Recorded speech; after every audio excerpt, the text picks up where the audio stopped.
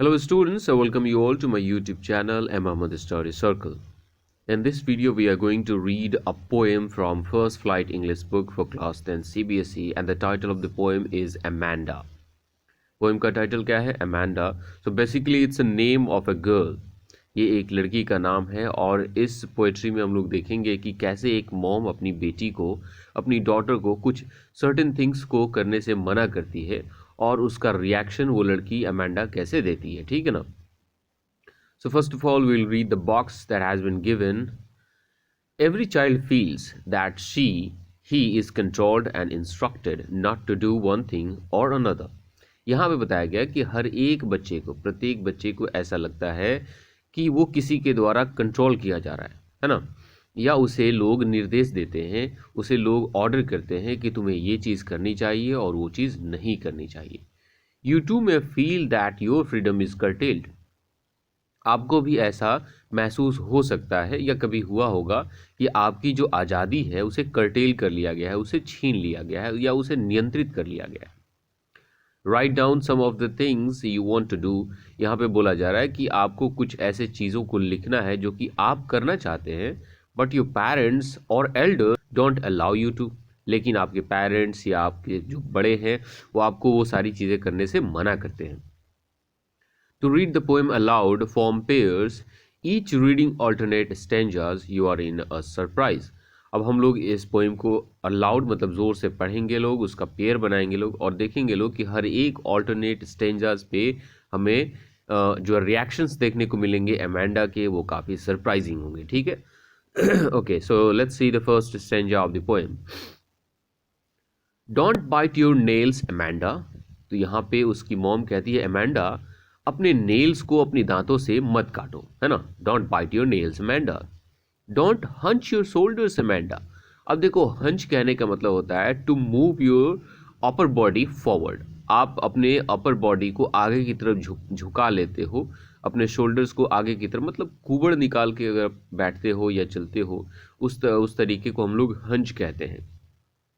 So she says don't bite your nails Amanda, don't hunch your shoulders Amanda. अपने shoulders को, अपने कंधों को आगे की तरफ मत झुकाओ। Stop that slouching and sit up straight Amanda.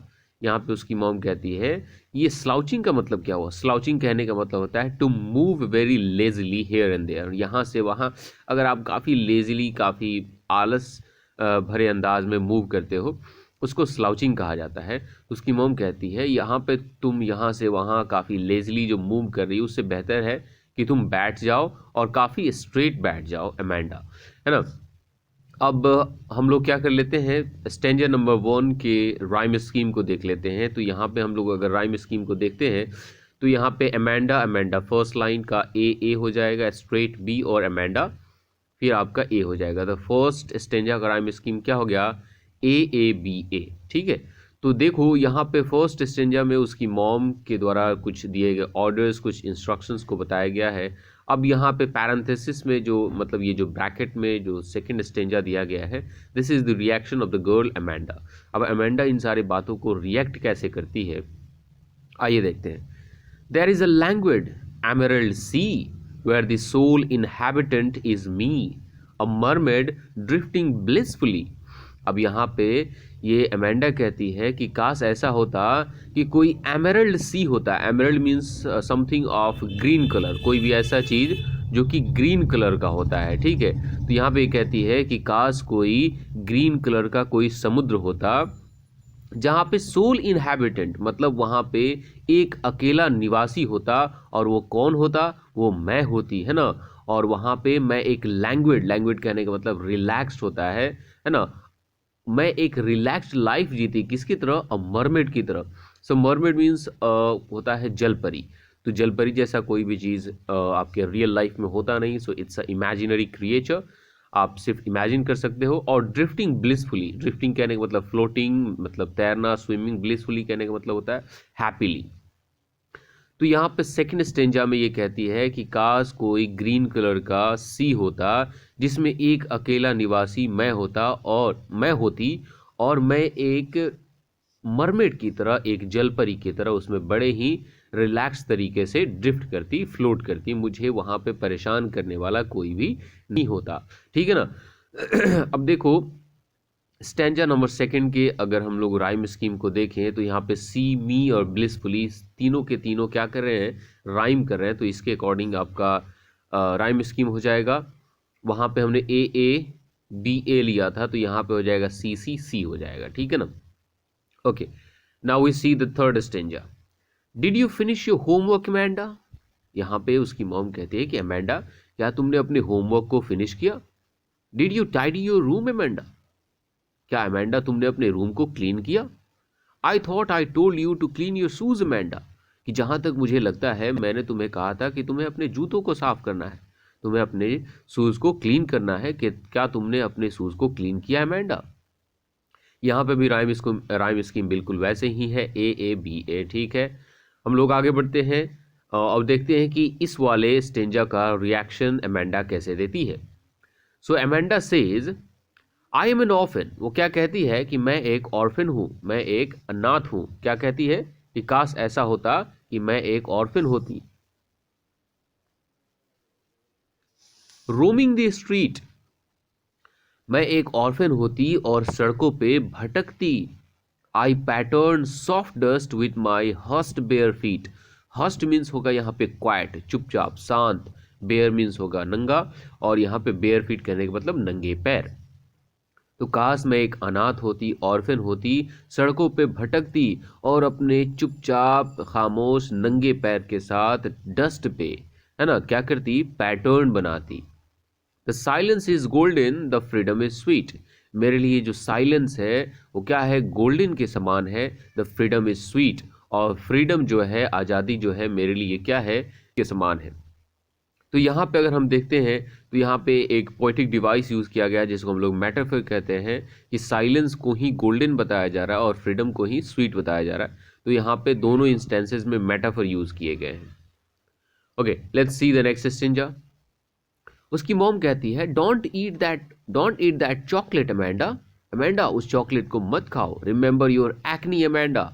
अपनी एक्नी, अपने पिंपल्स को देखो, पिंपल्स को याद करो कि तुम्हारे फेस पे कितने सारे पिंपल्स हैं। And if you eat more chocolates the more pimples the more acne you will get. If you please look at me when I am speaking to you Amanda. यहाँ पे कहती है उसकी मॉम कि will you please look at me when I am speaking to you Amanda, और क्या तुम मेरी तरफ देखोगी जब मैं तुमसे बात कर रही हूँ अमेंडा। मतलब उसकी मॉम जब भी अमेंडा से बात करती है तो वो अपनी मॉम की तरफ नहीं बल्कि किसी और की तरफ, दूसरी तरफ देख रही होती है। Now let's see the reaction of Amanda of this stanza. Amanda says I am Rapunzel, I have not a care. कि ये कहती है कि काश मैं रैपुंजल होती। अब रैपुंजल ये एक अलग स्टोरी है। रैपुंजल एक फेरी होती है, एक परी होती है जिसको एक विच, एक डायन ने एक टावर में ले जाके बंद कर दिया होता है और वहाँ पे वो अकेली रहती है। तो ये कहती है कि I am a Rapunzel, I have not a care. कि काश मैं एक रैपुंजल होती और मुझे कोई किसी का भी परवाह, किसी का भी फिक्र नहीं होता। Life in a tower is tranquil and rare. Tranquil कहने का मतलब होता है काम, है ना, शांत, और रेयर कहने का मतलब होता है दुर्लभ। तो टावर की जो जिंदगी होती वो काफ़ी शांत होती और काफ़ी दुर्लभ होती। दुर्लभ इन द सेंस कि इस तरह की ज़िंदगी बहुत सारे लोगों को जीने को नहीं मिलता है। तो काश मैं एक रेपुंजल होती, मुझे किसी का भी फिक्र नहीं होता, मैं टावर में रहती, काफ़ी शांति से रहती और मेरी लाइफ काफ़ी रेयर होती। I will certainly never let down my bright hair. अब यहाँ पे ये कहती है कि और निश्चित तौर पे मैं अपने सुनहरे बालों को उस टावर से नीचे नहीं गिराती। अब यहाँ पे इस बात को इसलिए बोला गया है क्योंकि ये जो रैपुंजल फेरी थी ये क्या करती थी, अपने बालों को उस टावर से नीचे गिरा देती थी और उसी के बालों को पकड़ के, वो कौन था, वो जो विच थी, उसके बालों को पकड़ के ऊपर चली आती थी। यहाँ पे ये चाहती है कि इसकी मॉम उस डायन की तरह इसकी बालों को पकड़ के फिर उस टावर पे न आए, इसीलिए कहती है कि मैं अपने बालों को सर्टेनली उस टावर से नीचे नहीं गिराती। Now this is the last stanza of the poetry. Stop that sulking at once Amanda. Sulking कहने का मतलब होता है उदास होना, दुखी होना। ये दुखी होना, ये उदास होना बंद करो। You are always so moody Amanda. कि अमेंडा तुम बहुत ही मूडी हो, तुम्हें जो भी मन करता है वही करती हो। Anyone would think that I nagged at you Amanda. अगर कोई भी हमारी बातों को सुनेगा तो उसे ऐसा लगेगा कि मैं तुम पे गुस्सा कर रही हूँ, मैं तुम्हें डांट रही हूँ, मैं तुम्हें फटकार रही हूँ अमेंडा। सो यहाँ पे ये स्टोरी हो गया, यहाँ पे ये आपका पोएट्री कंप्लीट हो गया। तो इसके जो भी राइम स्कीम दिए गए हैं, फर्स्ट स्टेंजा मतलब इसकी जो मॉम का जो स्टेटमेंट्स हैं उसके राइम स्कीम है ए, और एमेंडा के सारे जो रिएक्शंस हैं उन सब का राइम स्कीम है सी। और इसके कुछ फिगर ऑफ स्पीच को हम लोग देख लेते हैं। तो यहाँ पे फर्स्ट स्टेंजा में देखा जाए तो डोंट बाइट और डोंट हंच। तो यहाँ पे डोंट वर्ड एक ही मतलब 2 लाइन में लगातार रिपीट हुआ है, तो यहाँ पे एनाफोरा यूज किया गया है। और अगर हम लोग देख लेते हैं तो यहाँ पे slouching sit straight stop, slouching sit और स्ट्रेट में अगर आप देखते हो फर्स्ट स्टेंजा के 3rd लाइन में यहाँ पे एलिट्रेशन यूज किया गया है।